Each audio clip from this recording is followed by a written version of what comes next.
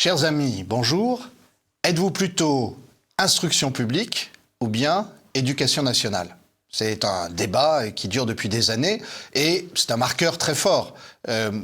Quand on se réclame de l'instruction, des savoirs, on est classé comme plutôt à droite.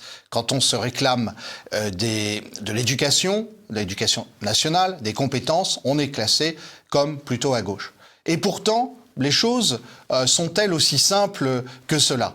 Si l'on regarde l'histoire du terme, au XIXe siècle, c'est dans les années 1820 qu'apparaît le terme d'instruction publique. Et paradoxalement, la Restauration, régime plutôt de droite, la met en place parce qu'elle trouve que le corps des professeurs issus de la Révolution et de l'Empire a trop d'indépendance par rapport aux instructions de l'État.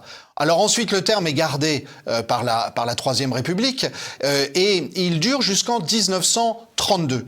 1932, c'est le moment où Édouard Herriot, grande figure de la Troisième République, met en place effectivement l'éducation nationale telle que nous la connaissons. Alors je dis telle que nous la connaissons, sauf qu'en 1974, Valéry Giscard d'Estaing supprime le mot national. C'était le premier président qui avait une vision mondialiste de la politique française et c'est un tournant significatif que pas grand monde n'a remarqué. Alors, à partir de là, je vais donner un exemple très récent et paradoxal. Jean-Michel Blanquer, où est-ce que vous le classeriez?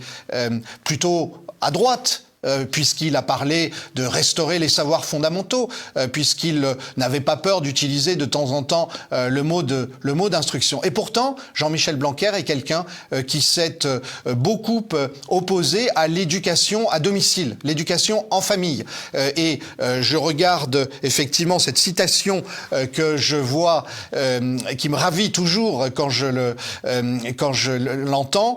Blanquer disant qu'il voulait bien laisser un peu d'éducation en famille, par exemple pour une famille pouvant faire le tour du monde, c'est-à-dire ayant un certain niveau social, alors que pour le reste, c'était surtout lié à des critères finalement religieux et que cela, il s'en méfiait. Eh bien, vous voyez que le débat est plus compliqué qu'il n'en a l'air. C'est un débat qui va nous occuper, effectivement, parce que l'instruction ou l'éducation, en fait, ça s'adresse à toute la personne de l'enfant. Et je crois que le gros débat d'aujourd'hui, c'est l'emprise de l'État sur la personne de l'enfant, la place que l'on laisse à la famille, à la société, aux initiatives individuelles. C'est le débat qui va nous occuper dans les semaines qui viennent. Nous allons beaucoup en reparler. Effectivement, vive la liberté éducative, vive la libre initiative.